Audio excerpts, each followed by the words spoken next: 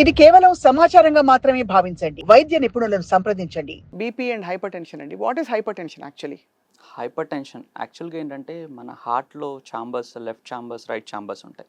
So heart pump చేయడానికి left ventricle అనేది కొంచెం ఒక ప్రెషర్ ఎగ్జర్ట్ చేస్తుంది. దాన్ని హైపర్ టెన్షన్ అంటారు.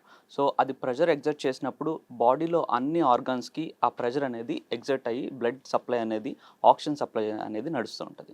సో అది నార్మల్ బీపీ అంటే 120, 80 ఎలా సిస్టోలిక్ అండ్ డయాస్టోలిక్ బీపీ చెప్తామో దాన్ని నార్మల్ ప్రెషర్ ఆ వెంట్రికల్ అంటే మన హార్ట్ పంప్ చేసేటప్పుడు ఎగ్జర్ట్ చేసే ప్రెషర్. సో అది బాగా పెరిగితే ఏంటంటే మన సిస్టమ్ మొత్తం ఒక ట్యూబ్ లాగా పనిచేస్తుంది. రైట్. సో అది రెసిస్టెన్స్ అనేది ప్రెషర్ పెరిగినప్పుడు రెసిస్టెన్స్ కూడా పెరుగుతుంది, పెరిగినప్పుడు స్టిఫ్నెస్ పెరుగుతుంది. సో దానితో పాటు ఎథెరోస్క్లెరోసిస్ అంటే బ్లాక్స్ ఫామ్ అవడం, వాస్కులర్ ఏజింగ్ అనేది చాలా ఫాస్ట్గా అవుతుంది. సో ఈ అన్ని ఫినామినన్ మనం హైపర్ టెన్షన్తో చూస్తూ ఉంటాం. సో మరి హైపర్ టెన్షన్ అనేది ఈ మధ్య కాలంలో బాగా పెరిగిపోవడానికి లైఫ్ స్టైలే కారణమా అండి? ఆర్ ఇస్ దేర్ జెనెటిక్స్ మళ్ళీ మారుతుందా? అసలు మనుషుల్లో డిఎన్ఏ మారిపోతుందా?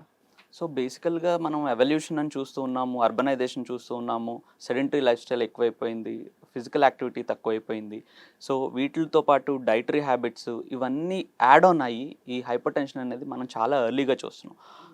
ఈ మధ్య చూస్తే చాలా యంగ్ పేషెంట్స్ అంటే స్కూల్కి వెళ్ళేవాళ్ళు, కాలేజ్కి వెళ్ళేవాళ్ళు, బీటెక్ చదివేవాళ్ళు, అండర్ గ్రాడ్యుయేషన్, పోస్ట్ గ్రాడ్యుయేషన్ వీళ్ళల్లో కూడా హైపర్ టెన్షన్ డయాగ్నోజ్ అయ్యి వస్తున్న వాళ్ళని చాలామందిని చూస్తూ ఉన్నాం. ఏంటి దీని బ్యాక్గ్రౌండ్ ఏంటి, ఎందుకు మనం ముందుగా డయాగ్నోజ్ చేయలేకపోతున్నాం? కొంతమంది లేట్ సెగ్మెంట్లో కూడా వస్తూ ఉన్నారు. సో ఎందుకు అని చూస్తూ ఉంటే ఇవన్నీ ఫ్యాక్టర్స్. డైటరీ హ్యాబిట్స్ ఒకటి, పేరెంట్స్ ఇద్దరు వర్కింగ్ అయి ఉంటారు, వాళ్ళ డైట్ అంత రెగ్యులరైజ్డ్ ఉండదు, ఇంట్లో చేసిన హోమ్ కుక్డ్ ఫుడ్ ఉండదు, వాళ్ళ స్ట్రెస్ ఎక్కువ ఉంటుంది అండ్ స్టడీస్ మీద స్ట్రెస్ ఎక్కువ ఉంటుంది, కాంపిటేటివ్ స్పిరిట్ ఎక్కువైపోయింది. సో డైట్, ఫిజికల్ యాక్టివిటీ మీద వాళ్ళు కాన్సన్ట్రేట్ చేయరు. ఇప్పుడు చూస్తే ఈవెన్ స్టడీస్ మనం కాలేజెస్ కానీ స్కూల్స్ కానీ ఒక చిన్న బ్లాక్లో పెడుతున్నారు, ఫిజికల్ యాక్టివిటీ లేదు, వాకింగ్ లేదు. సో దానివల్ల కూడా ఈ హైపర్ టెన్షన్ టెండెన్సీ అనేది చాలా ఎక్కువైపోతుంది.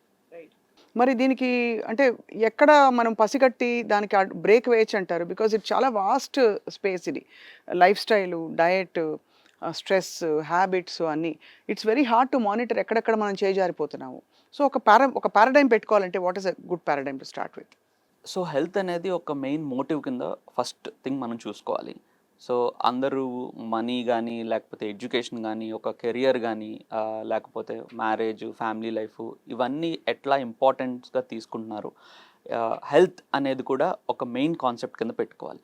సో చాలామంది చిన్నప్పటి నుంచి మనం చూస్తూ ఉంటే చిన్నప్పుడు మనకేం పెద్ద చెకప్స్ ఏం జరిగేవి కాదు, ఫీవర్ వస్తే తప్పితే డాక్టర్ దగ్గర తీసుకెళ్ళరు. ఈవెన్ టీనేజ్ సెగ్మెంట్లో మ్యాక్సిమం మనకి చెకప్ జరిగేది ఫీవర్ వచ్చినప్పుడు, వ్యాక్సినేషన్ అప్పుడు, అంతే తప్పితే వేరే రెగ్యులర్ టెస్టులు కానీ లేకపోతే ఏదన్నా బీపీ చెక్ చేద్దాం, పల్స్ చెక్ చేద్దాం అనే టెండెన్సీ పేరెంట్స్లో కూడా ఉండదు.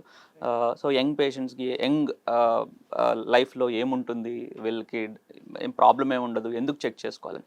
సో టీనేజ్ టైంలో, అట్లీస్ట్ టీనేజ్ టైంలో అంటే ఇప్పుడు మనకి pre diagnostic, even post partum, even delivery అయిన తర్వాత ఇప్పుడు టెస్ట్లన్నీ చేస్తూ ఉన్నారు. ఏమన్నా హార్ట్లో ప్రాబ్లం ఉన్నా, ఏదన్నా ఇష్యూస్ ఉన్నాయా, కంజెనిటల్ అబ్నార్మాలిటీస్ ఏమైనా ఉన్నాయా అని డయాగ్నోస్ చేసినాం. సో ఆ తర్వాత టీనేజ్ సెగ్మెంట్లో మనం అట్లీస్ట్ బీపీ రిలేటెడ్ ఇష్యూస్ ఏమన్నా ఉన్నాయా, లేకపోతే హార్మోనల్ రిలేటెడ్, ఫెమిలియల్ అంటాం, జెనెటిక్ అంటాం. సో ఈవెన్ యంగర్ కిడ్స్లో they will have high cholesterol, high BP, మనకి తెలియవు, వాళ్ళకి సిమ్టమ్స్ కూడా రావు. జెనెటిక్గా వస్తుందా?